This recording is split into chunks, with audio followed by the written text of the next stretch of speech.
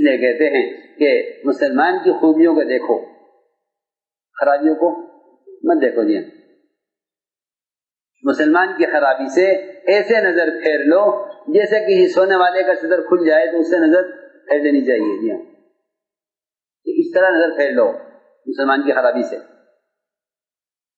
خوبیوں کے تذکرے کرو، خرابیوں کے تذکرے مت کرو جی۔ یہ ہے اصول۔ اس لیے فرمایا کہ جو آدمی کسی مسلمان کی بھلائی چاہے گا اور اس کی اصلاح چاہے گا کہ وہ اس سے جا کر کہے گا، اور جو مسلمان کو ذلیل کرنا چاہے گا وہ اس کی غلطی کی خبر سب کو کرے گا جی۔ ہاں تو مفسد ہے چاہے شیخ وقت کیوں نہ ہو، اس کے دل میں اصلاح کا جذبہ ہرگز نہیں ہے، اس کے دل میں فساد کا جذبہ ہے، اس کے دل میں فساد کا جذبہ ہے۔ میں ساری بات صرف قصے کو سمجھانے کے لیے کہہ رہا ہوں کہ مسجد میں کیا کر دیا، پیشاب، صحابہ دوڑے، روکو، نکالو، پکڑو، فرمایا نہیں نہیں نہیں نہیں، چھوڑ دو اس کو چھوڑ دو جی۔ ہاں دعو کو روایت میں ہے، چھوڑ دو اس کو، پیشاب کرنے دو اطمینان سے پیشاب کرنے دو جی۔ اس نے اطمینان سے پیشاب مسجد میں کیا پورا۔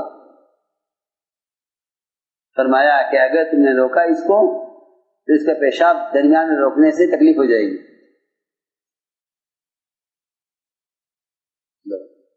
مسجد کا احترام، مسجد کا ادب، وہ سب ایک طرف، ایک مسلمان کو تکلیف نہ ہو یہ ایک طرف بات سنو۔ ہاں کہ بھائی روک لے، باہر جا کے کر لے، یہ نہیں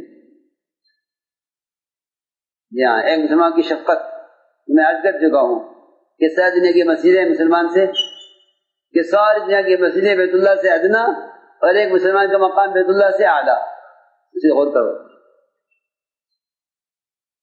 اب مسلمان کی حیثیت مسلمان کے دل میں نہیں رہی،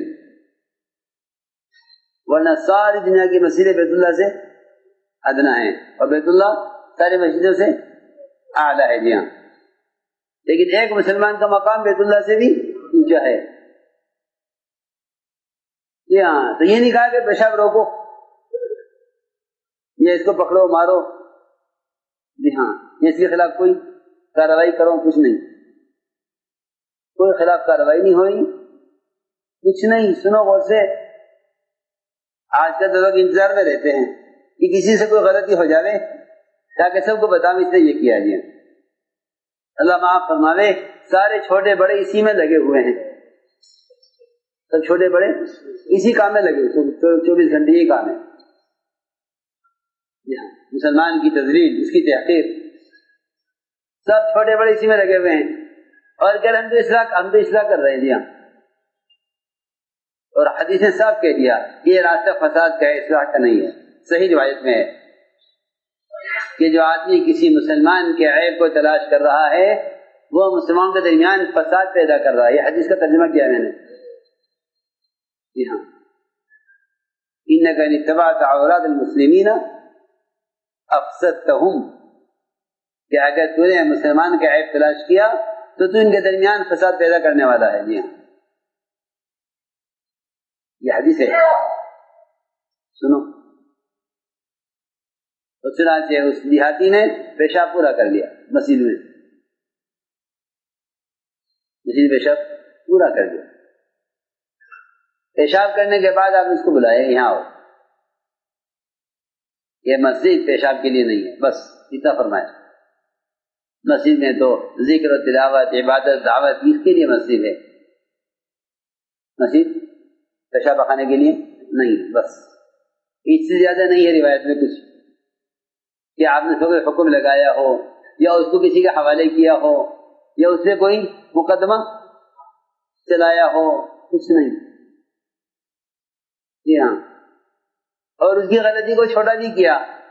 صحابہ نے کہا کیا ہوگا کیا ہوگا، یہ کیا ہوتا، ایک ڈول پانی کا بہا دو مسجد پاک ہو جائے گی۔ دیکھو روایت میں صحابہ نے ایک ڈول پانی کا لیا اور بہا دیا، مسجد پاک ہو گئی۔ یہ تھا طریقہ.